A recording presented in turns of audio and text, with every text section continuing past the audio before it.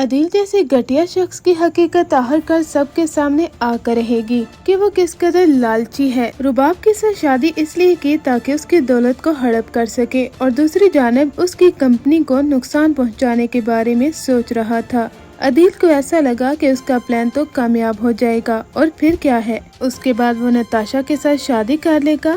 عدیل جیسا بیٹا ہو تو ماں باپ کو کس قدر بے عزتی کا سامنا کرنا پڑتا ہے، یہ تو آپ سب نے دیکھ ہی لیا ہے۔ عدیل جیسا شخص جس نے اپنے باپ کو یہ تانا دیا تھا کہ آپ نے سرکاری نوکری کر کے اور اس چھوٹے سے گھر میں رہ کر کیا ہی بنا لیا ہے۔ عدیل کے برے دن تو اسی وقت ہی شروع ہو گئے تھے جب اس نے اپنے باپ کی محنت پر سوال اٹھایا تھا۔ جس طرح سے وہ اپنے ماں باپ کو بڑے ہی فخر سے رباب کے گھر لے کر گیا جیسے کہ وہ بنگلہ اس کا ہے۔ اپنے ماں باپ سے جھوٹ بول کر کہ رباب انہیں پسند کرتی ہے، وہ اپنے ماں باپ کو یہاں پر لے کر آ گیا، لیکن اس کی ماں نے جب رباب کی باتیں سنی تو اس کی آنکھوں سے آنسو نکلنا شروع ہو گئے۔ فینس کو ذرا بھی دکھ نہیں ہوا کہ عدیل کی ماں کی آنکھوں میں آنسو آئے، کیونکہ جس طرح سے وہ شرجینا کے ساتھ اپنا رویہ رکھتی تھی اس کے بعد شاید ایسا ہی ہونا چاہیے تھا، لیکن اس کی غیرت مند باپ کے لیے کافی زیادہ دکھ ہوا ہے، جو دوسروں کا 1 روپیہ لینا بھی اپنے لیے حرام سمجھتے ہیں۔ کس طرح سے ان کے بیٹے نے انہیں ذلیل و خوار کر کے رکھ دیا۔ اب ڈرامہ مزید انٹرسٹنگ ہونے جا رہا ہے، کیونکہ آپ دیکھیں گے کہ رباب کس طرح سے دھکے دے کر عدیل کو اپنے گھر سے باہر نکالنے والی ہے۔ اس کے ماں باپ جب اس کے گھر میں ہوتے ہیں تو رباب کہتی ہے اپنا بورگیا بستر باندھیں اور یہاں سے چلنے کی تیاری کریں۔ آپ کی طرح کے مڈل کلاس لوگ اور ان کا یہ بیٹا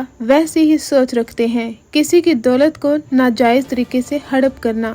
اس کے بابا تو حیران ہو جاتے ہیں، وہ کہتے ہیں رباب تم کیسی باتیں کر رہی ہو، میرا بیٹا ایسا کیسے کر سکتا ہے۔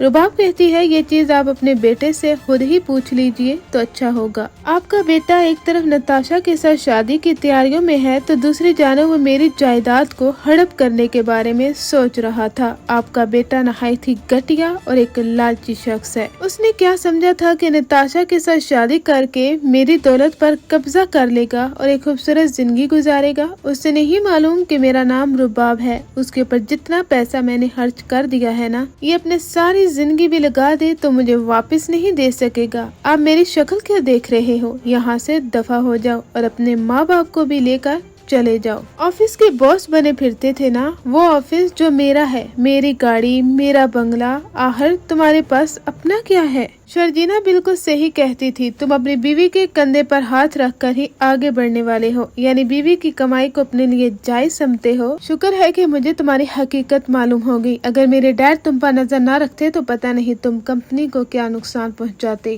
اور مجھے کتنا بڑا دھوکہ دینے والے تھے، لیکن شاید تمہیں معلوم نہیں ہے میرا نام رباب ہے۔